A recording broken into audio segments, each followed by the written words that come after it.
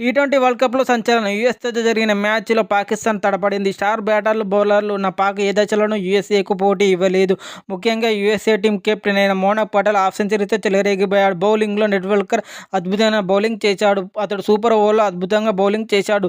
T20 world కప్‌లో Pakistan versus USA తలపడింది. మొదట toss గెలిచిన యూఎస్ఏ ఫీల్డింగ్ తీసుకుంది. పాక్ నిర్ణీత ఓవర్‌లో 159 పరుగులు చేసింది. యూఎస్ఏ కూడా అంతే స్కోర్ చేయగా సూపర్ ఓవర్‌కు దారి తీసింది. సూపర్ ఓవర్‌లో యూఎస్ఏ చరిత్రాత్మక విజయం సాధించింది. మ్యాచ్ తర్వాత బాబర్ అజమ్ మాట్లాడుతూ, మేము బ్యాటింగ్ మరియు బౌలింగ్‌లోనూ విఫలమయ్యాం. బ్యాటింగ్‌లో కీలకమైన సమయంలో 3 వికెట్లు కోల్పోయి ఒత్తిడికి గురయ్యాం. మంచి భాగస్వామ్యం నెలకొల్పలేకపోయాం. బౌలింగ్‌లో పిచ్పై తేమ రావడంతో మా బౌలర్లు వికెట్లు సాధించలేకపోయారు. మా పొరపాట్లే మా మ్యాచ్ నుంచి మమ్మల్ని దూరం చేశాయి.